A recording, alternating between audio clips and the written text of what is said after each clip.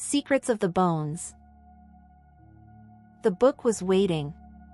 It had always been waiting, pressed between forgotten shelves, its cover a patchwork of something too smooth to be leather, too thin to be parchment. It didn't beg for attention, it simply existed, with the quiet patience of something that knew curiosity would be its snare. And that snare was sprung on a gray Tuesday afternoon, the kind that made even the most mundane spaces hum with uneasy stillness. That was the day Nora found it. She wasn't supposed to be there, not really.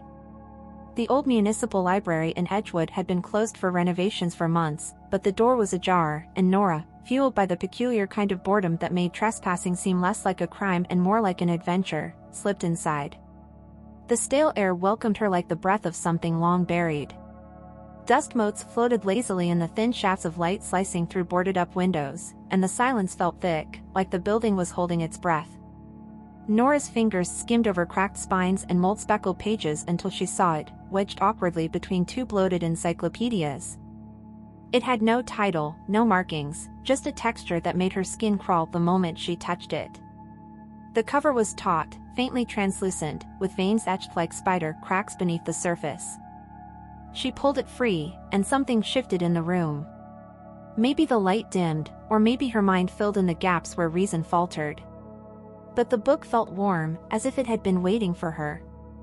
She opened it. The words inside weren't printed but carved, etched into the pages with something sharp and crude.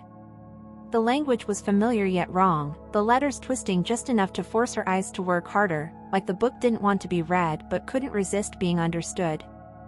The first sentence bled into her thoughts like ink in water: "What is read cannot be unwritten." Nora laughed nervously, her voice too loud in the hollow space. But then the floor beneath her seemed to groan, and the walls pressed in slightly. She blamed the dust, the dim light, the claustrophobic shelves, but her heart knew better. The words had weight. By the time she realized she couldn't stop reading, it was too late. Each paragraph pulled her deeper, the story inside unraveling not in front of her eyes but somewhere behind them. She saw faces, twisted, blurred, mouths open in silent screams. Shadows stretched too long, fingers clawing at invisible barriers. And the worst part wasn't the images themselves, it was the recognition. She knew them. Names she'd heard in passing, faces from news reports about missing people, ghosts hidden in plain sight. They weren't lost. They were here. In the book.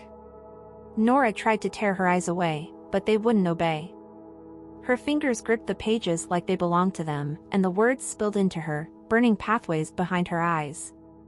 She read of a man whose skin unraveled like paper, his story stitched into the spine. A child's laughter, brittle and hollow, woven between chapters. Names scratched into margins, bleeding into the fibers of the pages. Each one a soul, trapped not in death but in narrative, their existence rewritten until they were nothing more than ink and memory. When she finally screamed, it wasn't her voice. The library swallowed the sound, and outside, the world moved on, oblivious. Nora's body was found days later when a city inspector wandered in, following up on a report about the open door. She was slumped against a shelf, eyes wide and glassy, the book resting on her lap, closed but humming faintly, like it was digesting. The coroner ruled it a sudden cardiac event, but her face told a different story. A story etched in terror, her mouth frozen mid-word, as if she'd been trying to finish a sentence that never ended. The book didn't stay there. It disappeared from evidence, slipped through fingers that never realized they were holding it. It resurfaced in a used bookstore across town, then in a garage sale, then in the hands of someone who thought it looked interesting. And each time, the same thing happened. A reader. A scream. A new chapter written, invisible ink staining pages that could never be filled because the story was endless. And here's the thing, you're already part of it. Reading about it, thinking about it, that's how it starts. The words are the hook, and your mind is the ink. The book doesn't care if you believe in it. Belief isn't required. Attention is. Curiosity is. And you've already given it both. So if you ever find a book with no title, with pages that feel too warm, too soft, don't open it. Or do. It's already waiting. Nora's story should have ended there, tucked neatly between coroner reports and whispered office gossip. But the thing about stories, they don't die where you expect. They slip through the cracks, bleed into the spaces between facts, thrive in the shadows of disbelief. The book found its next reader easily, as if guided by an invisible hand, or maybe just the natural pull of something that feeds on attention. Ethan didn't believe in cursed objects or haunted books.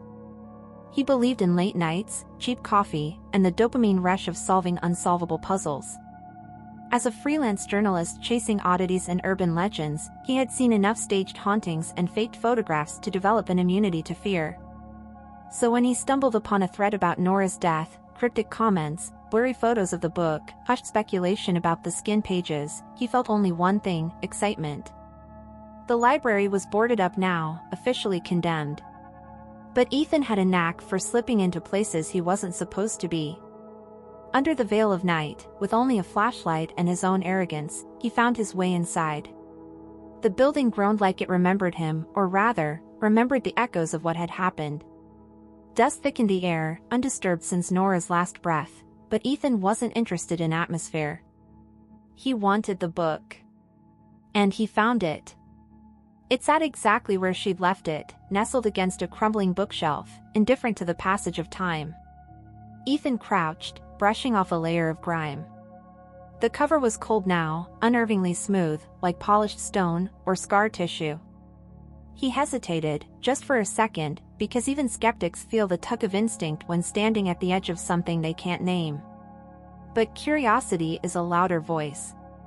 The book creaked when he opened it. The words weren't carved this time. They bled. Thin, spidery lines etched into the pages as if freshly written, though no hand had touched them in weeks. Ethan squinted at the first sentence, expecting gibberish, but it was clear as glass: what is read cannot be unwritten. He laughed under his breath. Dramatic, he thought. But then he kept reading. It didn't feel like reading. It felt like falling. The story wasn't about Nora, not exactly. It was about Ethan. His name threaded into the paragraphs, his childhood memories repurposed as narrative details. The book knew him. Described things he'd never told anyone: the nightmare he had at 6 years old about drowning in black ink, the scar on his thigh from a fall he barely remembered. His heart raced, but he kept going because fear is just another form of fascination. And Ethan was fascinated. Then the story shifted. It spoke of a man sitting alone in a condemned library, flashlight flickering, heart thumping, fingers trembling on pages stitched together from stolen lives. The descriptions became more vivid, more current, until they weren't just describing Ethan, they were predicting him. The flicker of his flashlight. The exact shape of his breath fogging the cold air. The sound of footsteps behind him. He spun around. Nothing. Just empty aisles and suffocating darkness. But when he turned back, the book had changed. The words were gone, replaced by a reflection. Not ink, glass. He saw himself on the page, wide-eyed, mouth slightly open. But his reflection didn't move when he did. It stayed frozen, trapped mid-breath, mid-thought. He slammed the book shut, heart pounding like a drum. Silence. Ethan stumbled out of the library, leaving the book behind, but the story had already left with him. He could feel it, like a splinter under his skin, impossible to ignore. Over the next days, mirrors betrayed him. Screens glitched when he passed by. His reflection would linger a second too long, staring after he'd turned away. And sometimes it smiled when he didn't. He tried to write about it, to turn fear into fact, to strip it of its power. But the words wouldn't stick. Sentences unraveled on the page, his thoughts slipping through like water through fingers. Eventually, he stopped trying. Ethan was last seen boarding a bus headed nowhere in particular, face drawn, eyes vacant. No one knows what happened after that. But a week later, a new thread appeared online, anonymous, cryptic, eerily familiar. It talked about a book, a library, and a man who couldn't escape his own story. The post ended with a single line, "What is read cannot be unwritten." And the book? It's still out there. Maybe in a library. Maybe at a thrift store. Maybe in your attic, tucked between dusty paperbacks you haven't touched in years. But it's waiting. Always waiting. You'd think people would learn, but that's the thing about curiosity, it's louder than caution. The book doesn't need to hunt.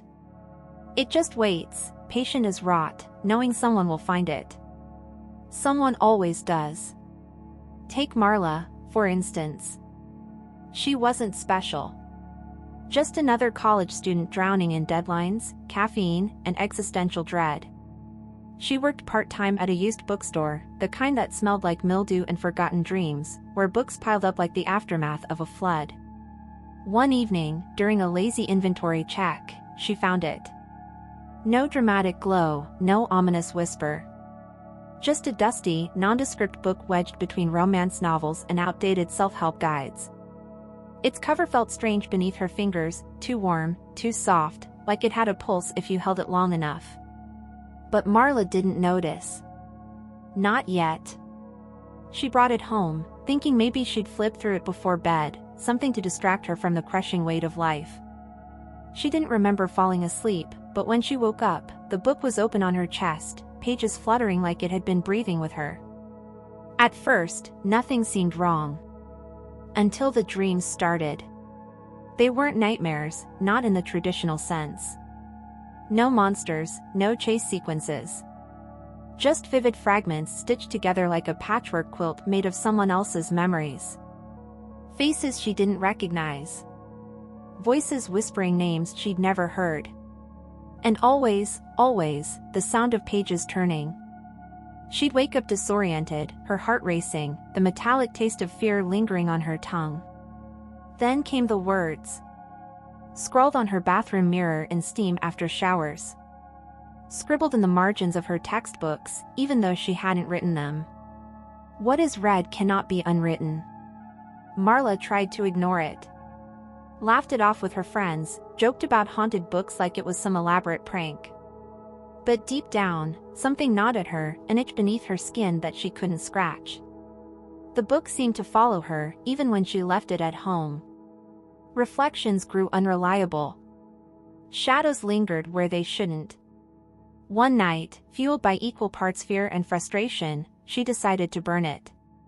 She dragged the book outside, doused it in lighter fluid, and struck a match with trembling fingers. The flames roared to life, greedy and bright, but the book didn't burn. The pages curled at the edges, blackened slightly, but the words remained sharp, defiant against the fire. And that's when she heard it, a faint whisper, like breath against her ear, "You're part of it now." Marla ran, left the book smoldering on the ground. She didn't go back for it. But she didn't have to. Because the story had already claimed her. Weeks passed. She grew quieter, her skin pale, eyes hollow like something had been scooped out from inside. Friends drifted away, uneasy without knowing why. Eventually, she vanished. No dramatic exit. Just, gone. And the book? It reappeared on a shelf, nestled between forgotten novels, waiting. Always waiting. Maybe you'll find it someday. Maybe you already have. The question isn't whether you'll read it. It's whether you'll stop. But here's the thing, they never stop. Not really. The words don't let go once they've sunk in, like splinters too deep to pull out. Marla's story didn't end when she vanished. It just shifted, like a new paragraph starting without warning. The book resurfaced in a thrift shop across town, tucked behind cracked porcelain dolls and dusty VHS tapes no one had the heart to throw away. That's where Greg found it. Middle-aged, the kind of guy with more regrets than friends, flipping through old junk on a lazy Saturday, pretending he wasn't lonely. The book caught his eye, not because it stood out, but because it didn't. That's its trick. It doesn't scream for attention. It whispers. Greg bought it for $1. Took it home, tossed it on his kitchen table like it was nothing. But the next morning, it had moved. Not far, just a few inches closer to the edge, as if eager to catch his gaze. He blamed it on the cat, except Greg didn't own a cat. Still, he picked it up, thumbed through the pages. There were no titles, no chapters, just dense paragraphs written in ink so dark it looked wet. The words pulled at him, each sentence heavier than the last. He read for hours without realizing it, his coffee cold and untouched beside him. Then things got weird. Reflections stopped matching. In mirrors, Greg's face would twitch when he wasn't moving. Shadows hung around even when lights were off. He heard faint scratching at night, like nails dragging along paper, but the walls were clean, the floors spotless. And the book, it grew thicker. Just slightly. A few extra pages where there hadn't been before. One night, Greg found his name written in the margins. Neatly scrawled, like it had always been there. That's when he understood. The book wasn't just a story. It was a collector. Every reader added something, memories, moments, pieces of themselves. And when you finished reading, it took the rest. You didn't disappear.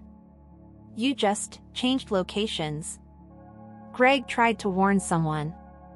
Left frantic notes, emails filled with gibberish because the words twisted as he typed them. No one believed him. Why would they? It's just a book. Until it wasn't. Greg's apartment went quiet after that. Mail piled up. Lights stayed off. Eventually, the landlord cleared the place out, tossing his belongings into donation boxes. And the book? It ended up on another shelf. Waiting. Because that's the secret, isn't it? It doesn't matter who you are, curiosity's louder than caution. Always has been. Maybe you're curious now. Maybe you're already part of it.